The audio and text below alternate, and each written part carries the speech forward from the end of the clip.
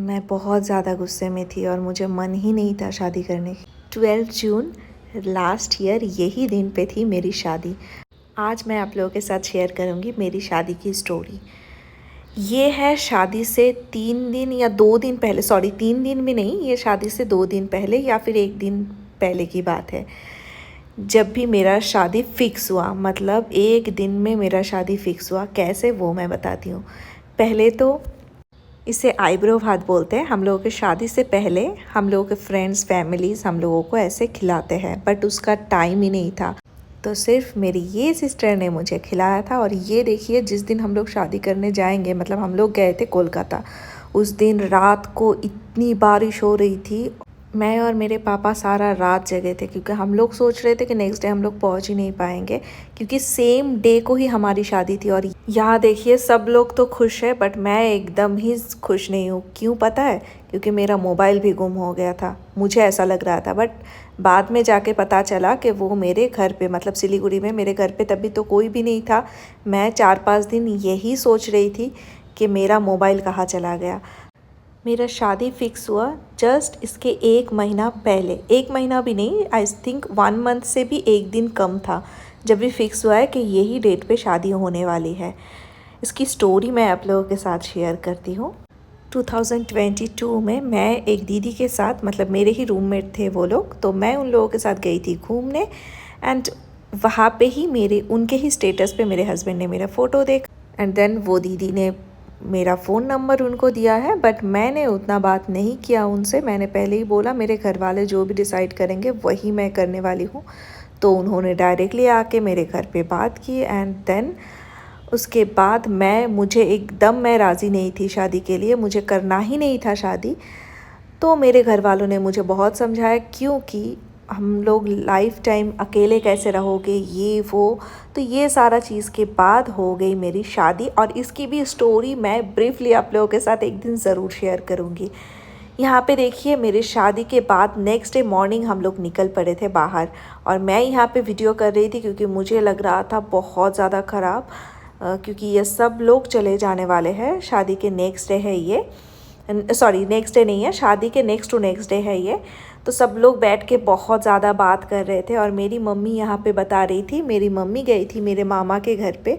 मेरे मामा का तबीयत बहुत ख़राब है, तो मेरे मामा मुंह से कुछ भी नहीं बोल पा रहे थे, तो सब कुछ लिख के सब लोगों को समझा रहे थे।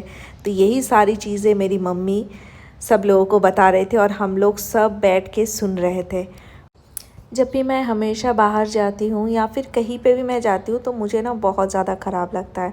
आज तो मैं आई थी मेरे पूरे फैमिली को छोड़ने, और यहाँ पे देखिए मेरी दीदी के डॉटर, उसको रोना तो बहुत ज़्यादा आ रहा था, बट वो रो नहीं पा रही थी, उस आंखें पूरी भर आई थी। और मैं और मेरी दीदी थोड़ा सा रोए, क्योंकि हम लोगों को आ रहा था बहुत ज़्यादा रोना, क्योंकि मुझे लग रहा था ये नया जगह है, ये कौन सी जगह पे मैं आ गई हूँ, और ये सब क्या हो रहा है मेरे साथ। मैं बहुत ज़्यादा, मतलब टेंशन में थी। होता है कभी हम लोग अगर नई कोई जगह पे जाते हैं तो ये सारी चीज़ें होती है। और ये देखिए हमारा नया घर, और यहाँ पे हम लोग ओपन कर रहे थे गिफ्ट्स। मेरे घर वाले जाने के बाद मुझे एकदम ही अच्छा नहीं लग रहा था। घर बहुत ज़्यादा सुना सुना लग रहा था, क्योंकि सब लोग थे यहाँ पे। तो जो भी हो, 2 दिन हम लोगों ने बहुत मस्ती की। एंड यहाँ पे देखिए, इसके लिए मैं आ गई हूँ एक शिव मंदिर में, शिव जी का आशीर्वाद लेने। देन मैं चली गई हम लोगों के दूसरे घर मेरे सास ससुर से मिलने, क्योंकि मैं बहुत ज़्यादा अकेला फील कर रही थी। मैंने वो लोगों को दिखाया नहीं, क्योंकि मतलब वो लोग एजेड है। और दूसरी बात ये है कि हम लोग सब जगह पे सब कुछ वीडियोस मैं करने के लिए कंफर्टेबल नहीं रहती हूँ। जो भी हो, फिर शाम को हम लोग आ गए हैं मंदिर, क्योंकि हम लोगों ने बोला था कि हम लोग थोड़ा घूम के आते हैं। यहाँ पे मेरे सास ससुर मेरे हस्बैंड खड़े हैं, और यहाँ पे मैं आप लोगों को दिखा रही हूँ पूरा मंदिर। नेक्स्ट डे मॉर्निंग मैं सारे के सारे गिफ्ट्स ओपन कर रही थी। हम लोगों के यहाँ पे बहुत ही कम लोगों को बुलाया गया था, क्योंकि मैं खुद ही श्योर नहीं थी। मैंने शादी से 1 मंथ पहले तो शादी फ़िक्स हो गई थी, बट उस बाद मैंने शादी के लिए मना कर दिया था। एंड मेरा शादी फिर से, हम लोगों का टिकट भी बुक हो गया था, सब कुछ हो गया था, बट उसके बाद भी मेरे मना करने के कारण मेरे पापा ने भी बोला था, ठीक है तुझे जो ठीक लगे वही करते हैं हम लोग। ऐसा कुछ मैंडेटरी नहीं है कि तुमको अब भी शादी करनी है, हम लोग थोड़ा दिन वेट करके देन हम बाद में फिर से कर सकते हैं। बट मेरे ससुराल से मेरे हस्बैंड ने इतना रिक्वेस्ट किया और बहुत सारी चीज़ हुए, मतलब वो लोग बहुत ज़्यादा चाहते थे कि शादी हो जाए अभी, तो इसके लिए शायद से ये होना ही था। तो इसलिए मैं 2 दिन पहले ही मैं राज़ी हो गई थी। ठीक है हम लोग फिर से मतलब कर रहे हैं शादी और यही डेट को शादी फाइनल हो रही है। तो ये टाइम पे मेरे मतलब मुझ में कितना ज़्यादा प्रेशर था वो सिर्फ मैं ही जानती हूँ। बट मैंने एक चीज़ डिसाइड किया था, जो हो रहा है ना, जो मेरे भोलेनाथ ने मेरे लिए लिखा है वो मेरे लिए अच्छा ही होगा।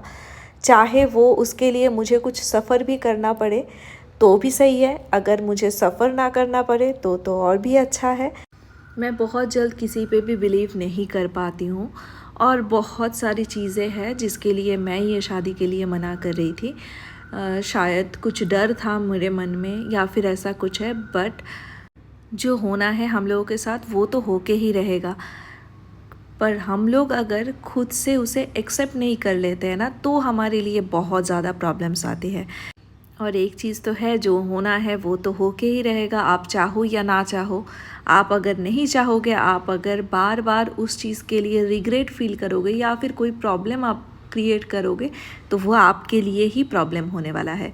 तो इसलिए मैं तो हो गई थी बहुत खुश, क्योंकि मुझे रहना है खुश, हर हाल में खुश रहना है। मेरे पास अगर सब कुछ आ जाए तो भी मुझे खुश रहना है, मेरे पास अगर कुछ भी ना आए, कुछ भी ना मिले मुझे लाइफ में तो भी मुझे खुश रहना है।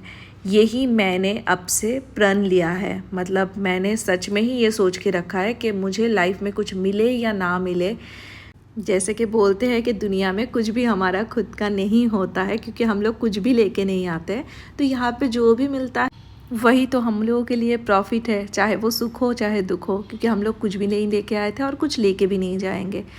और मैं मेरे भोलेनाथ को भी बहुत बहुत बहुत ज़्यादा थैंक यू बोलना चाहूँगी, क्योंकि जब से मेरे घर वाले गए हैं तब से यहाँ पे सब लोग मुझे बहुत ज़्यादा, मतलब मेरे हस्बैंड मुझे बहुत ज़्यादा खुश करने में ही लगे थे कि मुझे ऐसा फ़ील ना हो कि कोई भी नहीं है। मुझे कभी कभी फ़ील हो रहा था, जो भी हो हमारे घर वाले, हमारे मम्मी पापा बहन भाई सबको छोड़ के रहना थोड़ा बहुत बुरा तो लगता ही है। तो बीच बीच में तो मेरा मूड थोड़ा बहुत ख़राब हो रहा था, बट हम लोग ये टाइम पे बहुत सारा मस्ती किए। हम लोग यहाँ पे गए, वहाँ पे गए, और ये सब कुछ के लिए मेरे हस्बैंड को thank you so much. And obviously मेरे फैमिली को भी, क्योंकि मुझे ऐसा फैमिली मिला है जो शायद से मैंने खुद ने भी नहीं देखा है। मतलब इतना अच्छा भी लोग हो सकते हैं, मतलब इतना ज़्यादा मैं जो बोलूँ वही मेरे लिए, मेरे लाइफ में वही चीज़। हाँ, समझाते हैं कि ये नहीं करना चाहिए, वो करो, ये मतलब तुम कैसे अकेले लाइफ टाइम रहोगी, ये वो सब कुछ ठीक है, बट लास्ट में मेरा जो डिसीजन है वही यहाँ पे लिया जाता है। मतलब मुझे ज़ोर ज़बरदस्ती कोई भी चीज़ के लिए नहीं होता है।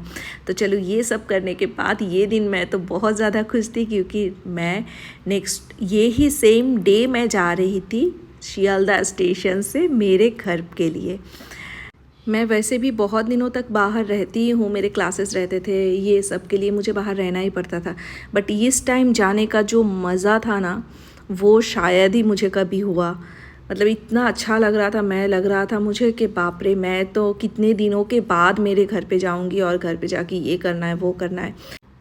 और सबसे ज़्यादा मज़ा ये था कि मेरी दीदी के डॉटर के साथ बहुत ज़्यादा मस्ती करनी है, क्योंकि मैं जब भी रहती थी ना मेरे घर पे, तब भी मैं और वही ज़्यादातर टाइम एक साथ रहते थे, और मैं उसे बहुत ज़्यादा परेशान करती थी और वो भी मुझे बहुत ज़्यादा परेशान करती है। तो वो भी बहुत ज़्यादा एक्साइटेड थी, वो मुझे फ़ोन पे फ़ोन कर रही थी, तू कब आएगी, तू कब आएगी, तू आ रही है ना।